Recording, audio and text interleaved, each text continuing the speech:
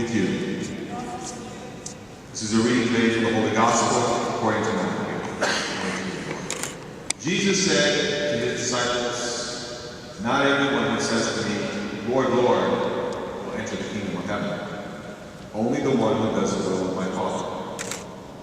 Everyone who listens to these words of mine and acts on them will be like a wise man who built his house on rock.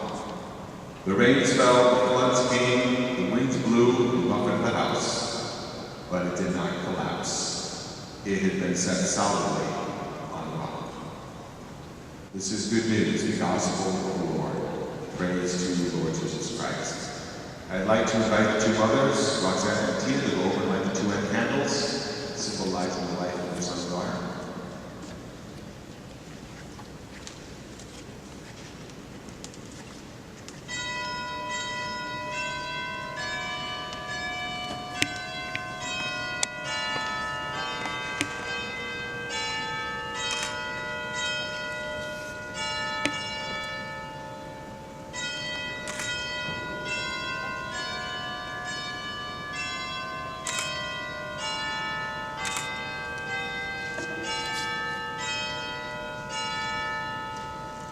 Thank you very much. I'd like to invite all of you to please be seated. I'd like to invite a couple of witnesses to please turn and face everyone along with Joe and Heidy.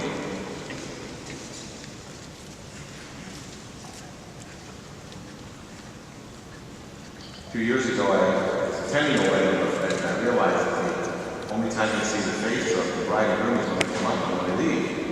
It's going to be the entire wedding looking at their back. So I always have them turn around and all face us. And I come down here and say, "Heidy, how you doing?" "Good, what's your name?" "Tony." "What's it, a friend or?" "Joe's uncle." "All right, I say happy birthday." This couple came to the cathedral back in February, inquiring about what it would take to have a marriage here. And during the course of the orientation session with about 12 other couples, they had to do a little essay question.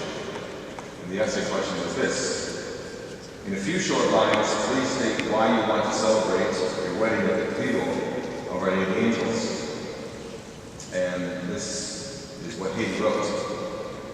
"We would very much like to have a Catholic wedding. The Cathedral is not only beautiful, but we feel it is representative of the faith that I share.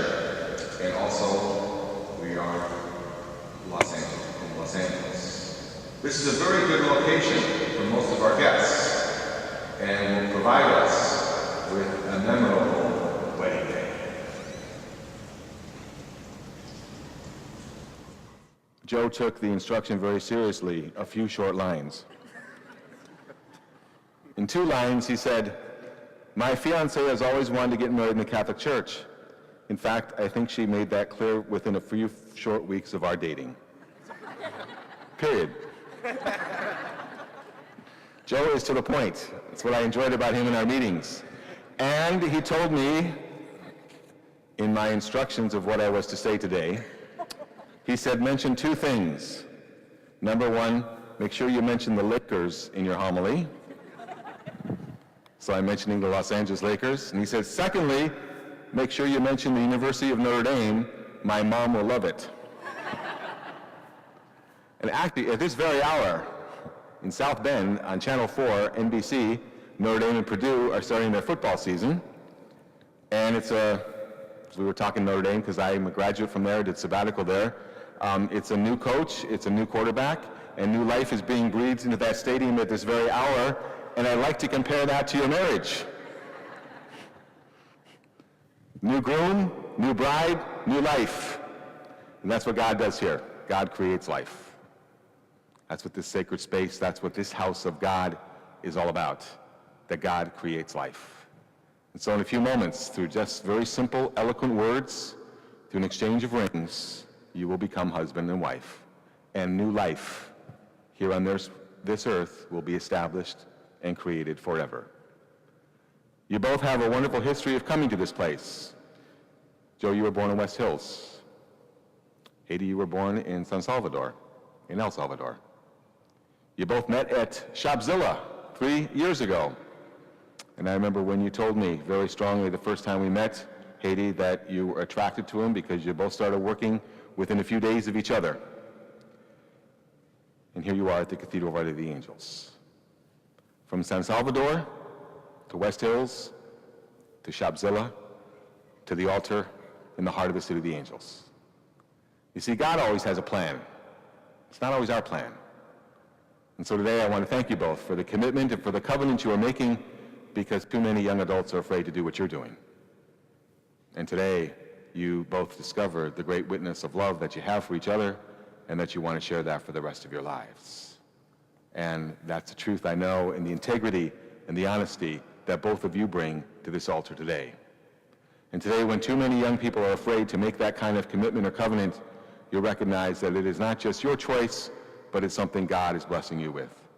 And if there's anything that all of us are called to do here with our lives, it's to ask the deeper question, not only what do you want to do with your life, but what does God want you to do with your life?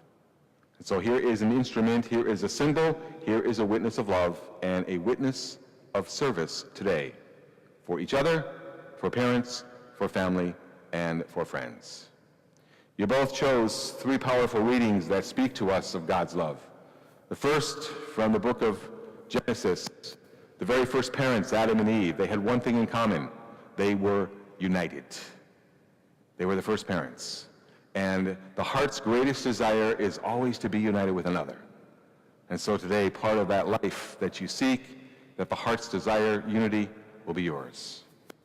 And the wonderful second reading that you chose, and we know it all very well, Paul's letter to the Corinthians. It's the reading that almost 99% of couples choose. It's all about love, and it's not about love out there and in the air and some pious reflection, but it's St. Paul in the first century looking out, and he sees couples who live this. He sees that love is patient, and love is kind, and love is not rude, and love does not put on airs. And so he writes that down as a reflection some 2,000 years later for Joe and Heidy to live by. In the third reading, the most powerful house built is one on rock. And when your house is built on rock, when the storms come, when the storms lash, you will survive.